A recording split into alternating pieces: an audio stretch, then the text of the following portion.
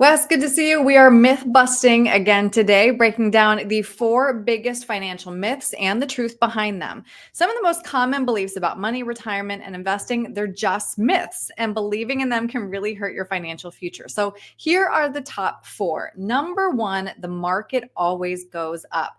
How do you help clients stay realistic about market cycles while staying invested for the long term? It's a conversation that we have a lot because markets fluctuate a lot, but it starts in the very beginning of relationship with a client. And looking at the history of markets, as we see here, there's always a reason, there's always a crisis, it seems, about, every 2 to 3 years why the Yeah. market is crashing for some reason. But we can see here that the market does recover over time. Now, that doesn't make the interim pain, the way that we feel as investors, as retirees, any better, because it certainly hurts. And I think that there's been studies that have shown, Aaron, that when we lose money, the feeling there is way worse than even if you make twice as much, as far as Yeah. on the opposite side of things of how Yeah. we emotionally react. So we have to understand how behavior can be a negative thing to our money.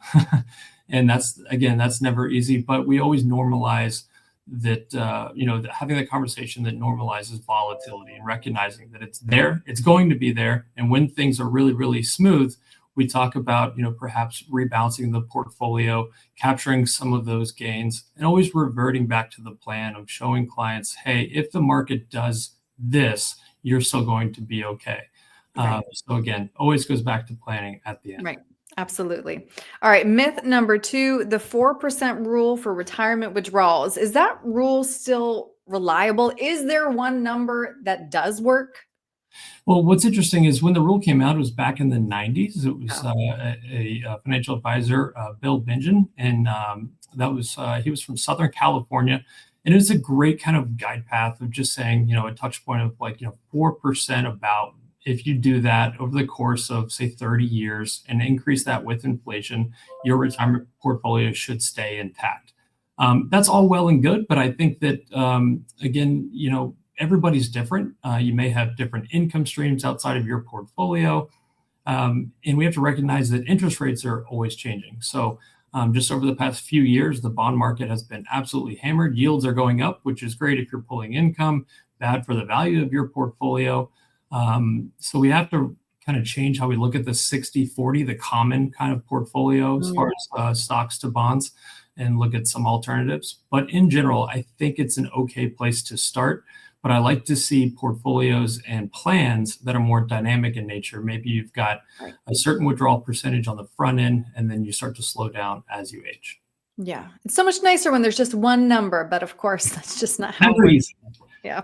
All right. Myth number three, my taxes will be lower in retirement. Why might retirees be paying more in retirement?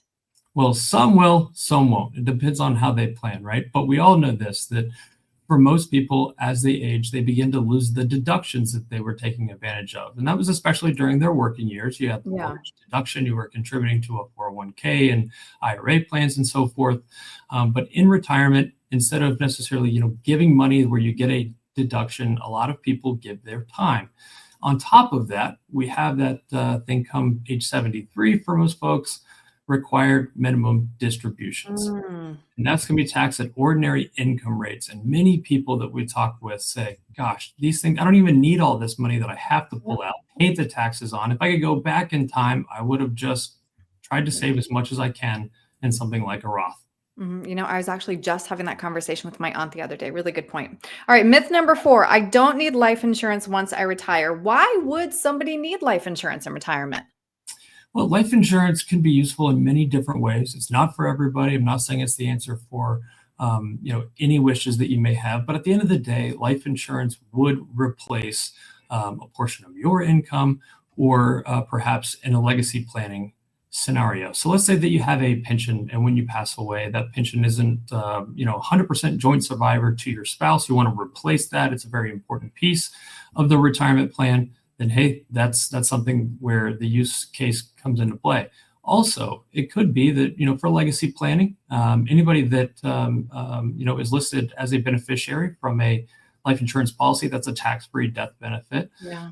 So you could have that, or final expenses, or you could have some unique riders that can provide some supplement to long-term care insurance should you need it. You wouldn't have to draw down on your assets quite as much. So that's kind of a long-winded answer to say it's not for everybody, but it can certainly serve a purpose, and it's not just for your working years if it's done properly. Right.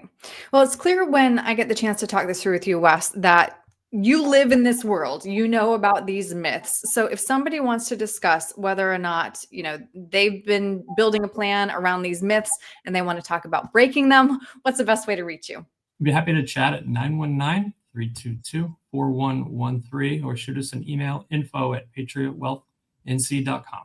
Great. Wes, thank you. Thanks, Aaron.